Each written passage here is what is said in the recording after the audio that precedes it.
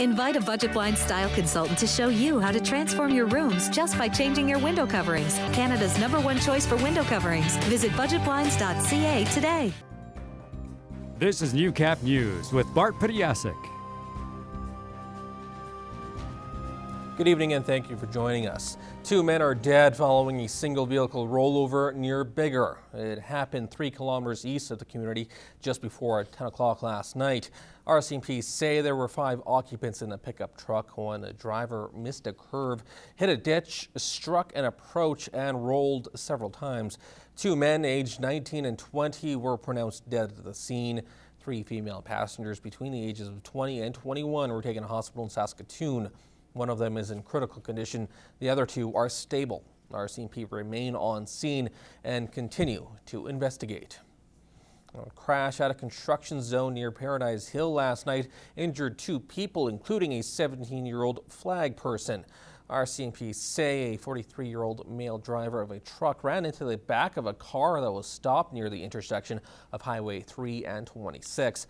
Police are still investigating how the flag person was injured. He and the 48-year-old female driver of the car were taken to hospital with undetermined injuries. Police say it was rainy and the road was wet at the time of the collision, but have not determined if it is a factor in the crash. Now to a bizarre situation in the border city last night. Some residents of Lloydminster may have gotten a bit of a scare as a man was going to various homes claiming to have been shot. Chris Chacon has the story. Christine Peterson was relaxing in her home with her daughter and her child. They heard a noise of a man who was yelling up and down their street. As the noise grew louder, the man approached their front door. I shut the door and he was hollering that he got shot or something like that was going on and really hollering and looked frantic. And I just told him to get out. He said, why? And he said, call 911. And I said, okay, get out. I said, I'll call 911. So he moved back. I slammed the door and he went running down the street that way someplace. After the RCMP received a call from Christine and from multiple other neighbors, they responded to the incident. Members attended the 5700 block of 34th Street to search for this individual. He was located and arrested quickly after members had arrived on scene. That man had not been shot or stabbed. He had no injuries visible at the time of arrest. RCMP have stated that they will continue to investigate this matter. Although the man did not have any visible signs of injuries, he was transported to hospital for precautionary reasons. Fort Kent man is the winner of a $50 million Lotto Max jackpot from August 7th. Raymond Scott purchased a ticket at M&M Mini Mart in Ardmore. Scott says he and his wife Sheena just got married last summer and they were not able to take a honeymoon, so they'll use some of the money for that. They also plan to put some money away for their kids' college fund and help out some family. The County of Vermilion River recently declared an agricultural disaster because of drought. They have joined a growing list of communities in Alberta that can access provincial and federal relief now.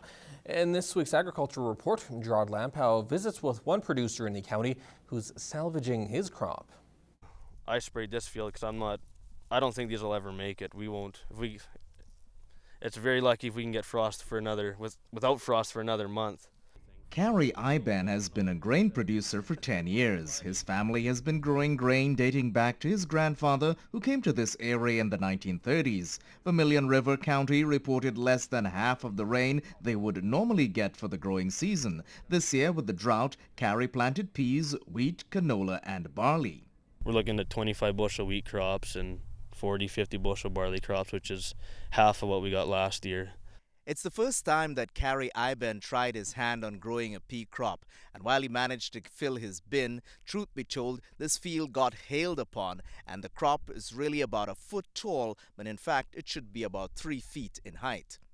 Yeah, we combined some peas, and that was my first year for peas. It didn't go so well. It only yielded 23 bushels an acre, but there again, it was a surprise we even got that for the amount of rain we had. He says that lots of fields in their area got less than an inch of rain up to the end of July. While he will be keeping peas in the rotation, he's hoping to break even if the weather will cooperate. The best one is looking like it's going to be canola if we don't get frost. The canola it struggled like everything else, but it seemed to, once it did finally start raining in July, it just shot out new branches.